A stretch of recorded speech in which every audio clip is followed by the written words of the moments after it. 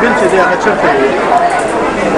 دا وخت حقیقت دا دی چې د پاکستان په سیاست کې پی ټی آی او پی ډی ایم یو به سره مخامخ دي او د دواړو طرفونو نه سنگین غلطیانې کیږي او د هغې په نتیجه کې ملک او قوم یو سیاسی آئینی او قانوني بحران سره مخامخ دی. زمانګه دوه صوبایي اسمبلیانې د پنجاب او د پښتونخوا دا تحلیل شوي دي او د آئین تقاضا دا وه چې 3 میاشتو کې دننه انتخابات شوي وي. دا 3 میاشتې تیرې شوې. پنجاب انتخاب خو په سپریم کورټ کې زیر بحث هم راغی. زمانګه د صوبې په باره کې اډو چرته بحث نشته. دا د آئین سنګینه خلاف ورزي شوې ده او روانه ده او د دې مداوا نشي کېدی. یو طرف ته کنګران حکومتونو الیکشن کمیشن په دې کې ناکام شو او پی ډی ایم ناکام شو، بل طرف ته د پی ټی آی هم غلطیانې کمې نه دي. عمران خان صاحب هم ډېرې غلطیانې وکړې. هغې ته د دې خبرې ضرورت نه و چې د هغه خلاف د عدم اعتماد تحریک پاس شو او هغې استعفاګانې ورکړې. که هغه د اپوزیشن په کرسۍ باندې ناست وې د هغه پوزیشن به ډېر مضبوط و او ملک به هم د آئین او بحران نه بچ شو، د آئیني بحران نه بچ وې. خو د هغې نه پس پی ډي ایم هم غلطیانو باندې غلطیانې وکړې او په 9 مای باندې چې کومه واقعه وشوه هغې بیا ډېر سنګین صورتحال جوړ کو. خو په هغې کې موږ جماعت اسلامي دا خبره کړه، موږ دا مطالبه کوو چې د پی ډي ایم د طرفه یا د فوج د طرفه د دې خبر اعلان چې د پی ټی آی کارکنانو خلاف به آرمی ایکٹ تحت فوجي عدالتونو کې مقدمه کیږي، دا درسته نه ده. سیویلیان باندې په فوجي عدالت کې مقدمه دا ډېر انتهایی غلط کار دی.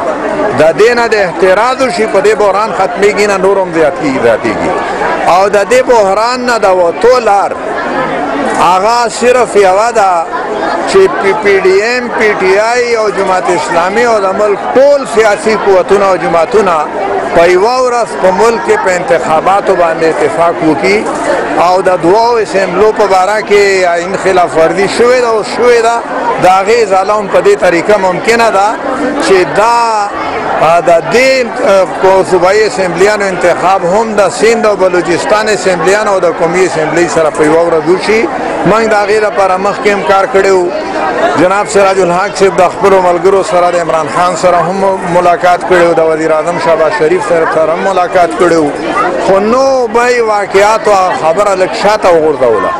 موږ اوس هم مایوسه نه یو، خپل کار به کوو او د دې آئیني او قانوني بحران نه د ملک د وتو دپاره یعنی دا کمپرومایز او مصالحات سیاست دپاره نه بلکې ملک او قوم د آئیني بحران نه د ویستو دپاره ده. آینده به بیا مقابله وي، موږ به هم مقابلې او پی ډي آی پی ډي ایم به هم د یو بل مقابلې وي.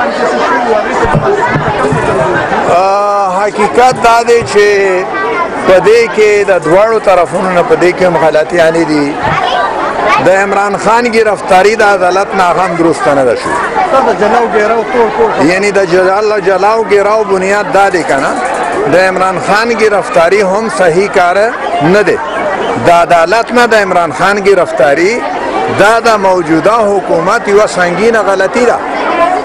خو د دې غلطۍ په بنیاد باندې پی ټی آی بیا د هغې نه زیاته غټه غلطي وکړه چې هغې په تشدد باندې راغلل او هغې توڑ پوڑ شروع کو او هغې د چاونیانو ته جی ایچ کیو ته او کور کمانډر هاوس لاهور ته داخل شو، هلته یې توڑ پوڑ وکړو. دا هم درسته نه و. چکدرې د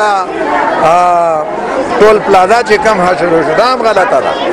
خو د هغې نه پس بیا بله غلطي حکومت وکړه چې چا جرم کړی دی هغې باندې لاس واچوه، قانون او عدالت مطابق هغه ته سزا ورکړه. خو حکومت بیا د پی ټی آی د هغه کارکنانو په کورونو باندې چاپې شروع کړې، د هغې والدین، د هغې تورسرې، د هغې ځورول دا بیا د هغې غلطي وه. نو موږ دا وایو چې دا وخت په غلطۍ د پاسه غلطي روانه ده، د هغې نه بحران سوا کېږي او کمیږي نه.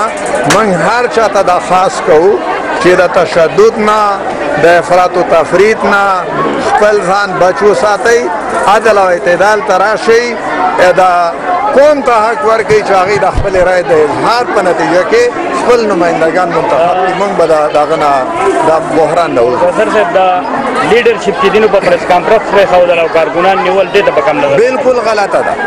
یعنی دا یا خو عام معافي ده هر چا دپاره پکار ده او یا به بیا د هیچ چا دپاره نه ده پکار، او دا جوړ توړ په دې طریقه چې مافیانې په زور غوښتل دا هم غلط دي او د دې نه احتراز پکار دی. دا هر څه غلط راغلی.